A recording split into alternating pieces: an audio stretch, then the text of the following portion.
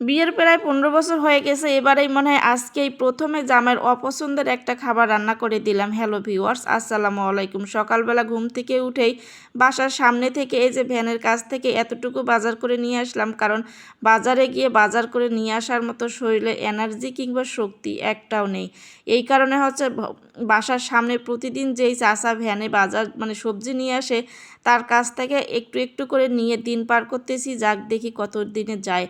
আচ্ছা, এখানে কয়েকটা আমড়া নিয়েছিলাম, কারণ মেয়ে আমড়া খেতে অনেক পছন্দ করে। আবার দেখছিলাম যে চাচার কাছে বেশি আমড়াও নেই, অল্প কয়েকটাই ছিল, কারণ বিক্রি শেষ হয়ে গেছে। এই কয়েকটাই নিয়ে চলে আসলাম। তারপর এই যে একদম কেটে বেছে রেডি করে নিলাম, কারণ কি একেবারে যদি রেডি করে নেই তাহলে দেখা যায় দুই চুলার মধ্যে দিয়ে অন্যান্য রুমের কাজগুলো হচ্ছে করা যায়। আর হচ্ছে যদি কাটি আবার রান্না করি দেখা যায় কাজ একখানেই থাকতে হয়, এপাশে কোনো কাজেই হয় না। তারপরে হচ্ছে শরীরটা কিন্তু বেশ খারাপ, অনেক ঠান্ডা, জ্বর এবং কাশি ছিল।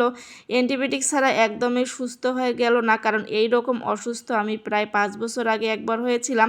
সেম 5 বছর পর একই অবস্থা হইলো, আমার প্রায় 7 দিন বিছানায় পড়া ছিলাম। আচ্ছা যাই হোক, এই যে মাছগুলো হচ্ছে কালকে নিয়ে এসেছিল আপনাদের ভাইয়া রাতেই, তারপরে হচ্ছে পরিষ্কার করে নিজেই রেখেছিল ফ্রিজে। আজকে শুধু একটু লবণ দিয়ে ধুয়ে তারপর হচ্ছে হলুদ আর হচ্ছে লবণ দিয়ে একটু তেলের মধ্যে ভেজে নিয়েছিলাম। নেওয়ার পরে এখানে সব ধরনের মশলা দিয়ে একটু কষায় নিয়ে এই যে আলু আর পটল হচ্ছে এভাবে কখনো আমার জামাইকে আমি খাওয়াইনি। ও আসলে সবজির মধ্যে অনেকে দেখা যায় মাছ দিয়ে রান্না করে, আমাদের ঘরে কখনো এই খাবারটা খাওয়া হয় না। মাছ মাংসের মধ্যে শুধু মাংসের মধ্যে আলু দেওয়া হয়, কিন্তু মাছের মধ্যে কখনো ও কোনো কিছু খেতে চায় না।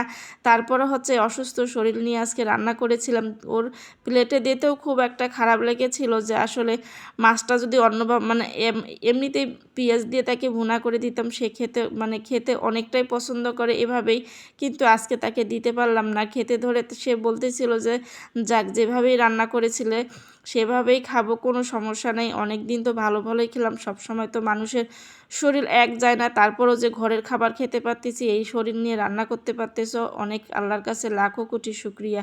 আসলে এরকম যখন কথা শুনি তখন আসলে ওষুধের থেকে মনে হয় এই কথায় শরীরের মধ্যে বেশি এনার্জি এনে দেয়। আচ্ছা যাই হোক, পটল আলু হচ্ছে ভালো করে একটু কষিয়ে নিয়েছিলাম, নেওয়ার পর হচ্ছে এখানে মাছটা ঢেলে দিয়েছিলাম। কারণ কি ওর আবার একটা সমস্যা আছে যে ও ঝোল ছাড়া কোনো ভাতই খেতে পারে না।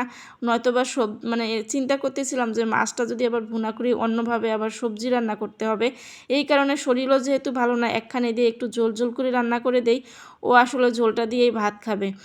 আচ্ছা যাই হোক, করার কিছু নাই। তারপর হচ্ছে এই যে একটু ঢেঁড়স ভাজি করে নিয়েছিলাম, কাটার অলসতায় ঢেঁড়স শুধু একটু এমনিতেই আজকে ভাজি করে নিলাম, এখানে কোনো আলু দেইনি। এই যে বললাম না শরীর ভালো না, অল্প অল্প করে যতটুকু পেরেছি ঠিক ততটুকুই হচ্ছে রান্না করে নেয়ার চেষ্টা করেছি। আচ্ছা যাই হোক, তারপর হচ্ছে এখানে যে ধনিয়া পাতা দিয়ে নামিয়ে নিয়েছিলাম। আজকের তরকারিটা এইভাবেই রান্না করেছিলাম, খেতে কিন্তু খুব একটা খারাপ হয়নি।